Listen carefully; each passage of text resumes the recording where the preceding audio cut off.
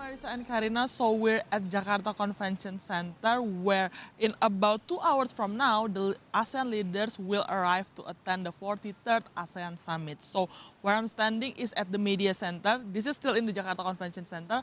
However, it's on a different hall with the summit because as you know, this is a huge summit with all of the ASEAN leaders, so there have to be extra security measurements, making the media couldn't go inside. So in the 43rd ASEAN Summit, there will be, again, Indonesia will act as the chair, and then the leaders itself has started to arrive in here in Indonesia since yesterday and a day before. So this is the second summit this year, the first one being in the Labuan Bajo East Nusa Tenggara several months ago.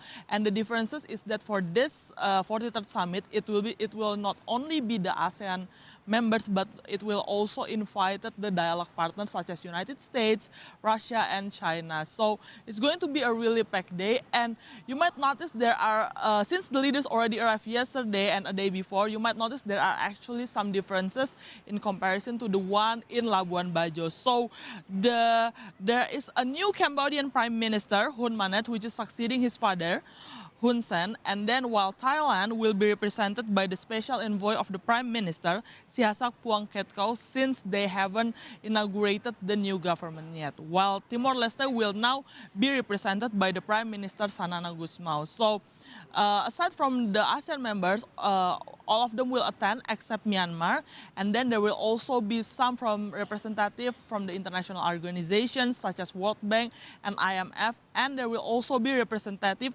from the Pacific Island Forums and the Indian Ocean Rim Association. So a lot of them are coming here to Indonesia to be able to discuss about ASEAN and how they should manage to not only ASEAN but also the Indo-Pacific one to make it more inclusive as well as stable. So hence today in Jakarta Convention Center we will have the summit, but there will also be the ASEAN Indo-Pacific Forum later in the afternoon at Mulia Hotel Senayan. So as the leaders started to arrive yesterday, they already had a bilateral meeting with Indonesian President Joko Widodo, and then the Indonesian President Joko Widodo will also lead 12 meetings in related to the summit, aside from all of the bilateral meetings. So the opening ceremony will start at 9 a.m. and after that at 10 a.m.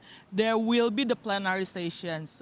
For today's discussion, it will be mainly about the ASEAN Concord 4 and how they could manage to unite the ASEAN despite all of the differences and maintain its strength to make it the epicentrum of growth and also show that ASEAN really matters. So we'll continue to give you further updates about this. Back to the studio.